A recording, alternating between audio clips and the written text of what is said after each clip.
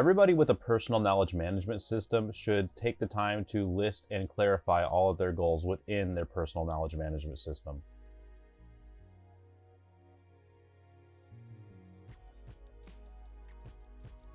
You should make an evergreen note for each one of your goals. Specifically, I would recommend that you start with a list of each and every goal that you have, and you should revisit that list regularly as is practical for you. For me, I have a schedule set to revisit my goals every quarter. And when I revisit these goals, I just go through and check in on them, essentially.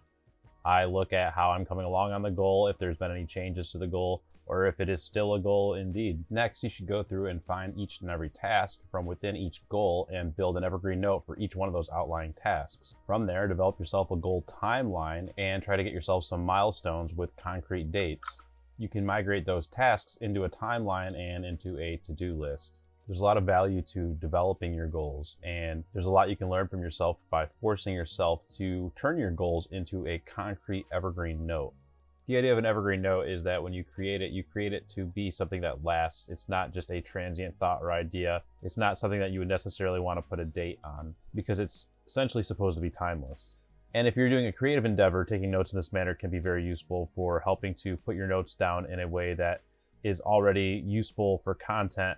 But I find this is also very useful for evergreen goal notes, as well as having concrete goals that are evergreen is probably the way that a goal should be in the first place. I mean, ideally, your goal wouldn't change, right? It would stay the same, and you would build upon it, and you would maybe change it and morph it over time, but the underlying paradigm should be the same, and if anything, grow. And I know I haven't really done a video yet on what an evergreen note is. I did actually record a whole video on that, and then I accidentally didn't get the audio.